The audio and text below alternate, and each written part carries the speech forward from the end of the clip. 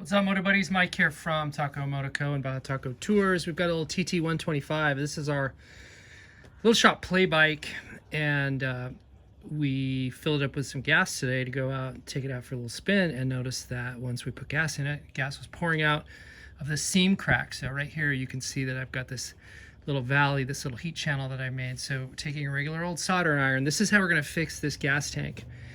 You can repair plastic seams, plastic cracks in a tank by using this little hot weld method. And so first thing we did is when you get your soldering iron hot is we used the tip here to follow along the crack line.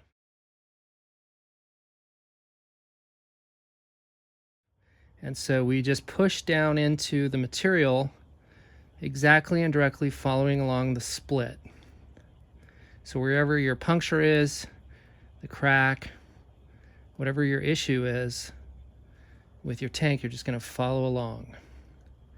And if you don't have a soldering iron because you're out in the field, but you have access to a torch, you can do the same operation. It's a little more difficult. It's more time consuming. This is much easier and faster. If you don't have it, you could use a torch, take a screwdriver, a small blade screwdriver, and you just heat up the end of the screwdriver and then go in and do that same thing. Now, you can't have any liquid gas, so you either need to drain the tank, or what we did here is we just threw the bike on the side. And so there is still some gas in there, but it's on the other side.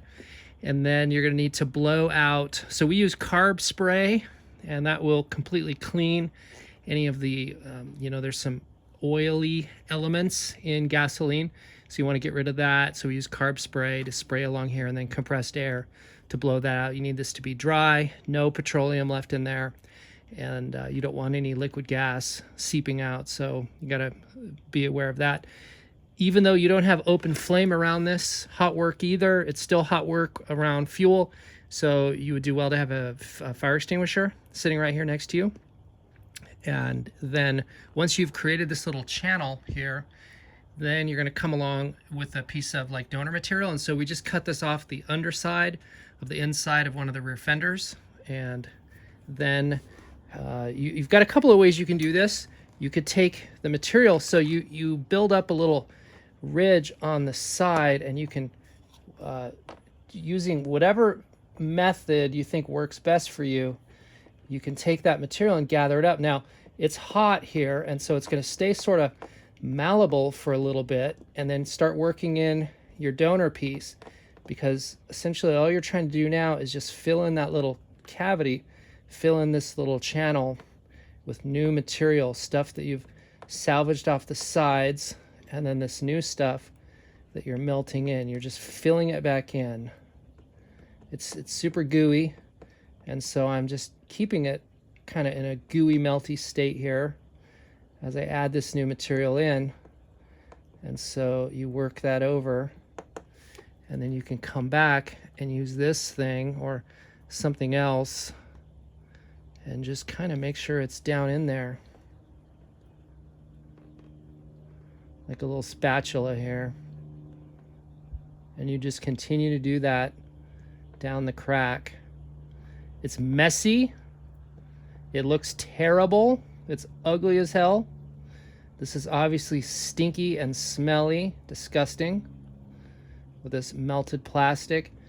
It's not going to destroy the soldering iron, but you're going to have plastic goo all over it, and you'll want to do whatever you need to do to clean the end of that off.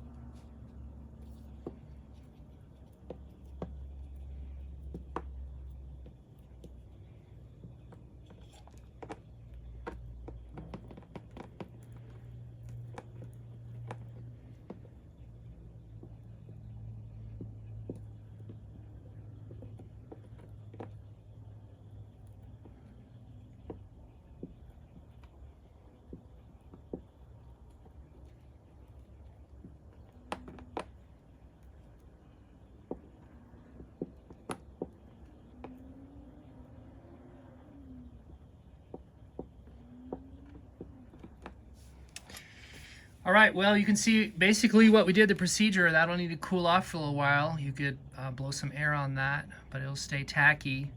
And that's basically a pretty permanent fix. We've done this a couple of times. We've done it in Baja, Mexico with a cracked tank. There was a while there where we seemed to have a run of cracked tanks, pretty unlucky, and I bought a battery-operated cordless soldering iron, and we kept that in a backpack, seemed like for a year or two, out of an abundance of concern of having a gas tank issue down there. And we never used that soldering iron in the field to fix a gas tank, but we had it with us. I've since stopped carrying it, and after seeing this, it might remind me to start bringing that again. I don't see any downside to having a battery operated in the field soldering iron for not only fixing a gas tank, but maybe just for electrical issues as well. So again, this is a permanent fix. I'm not going to replace this tank. It should hold straight away. If it did leak, then if it leaked again, then I would just get in there and kind of repeat the process a little bit. That the crack extended up from the top, but it didn't leak any fuel from the top. Pretty much at the bottom of this plastic mark, from here down is where it leaked, and so put most of my effort in there. But you saw the technique, and this will work on any plastic gas tank.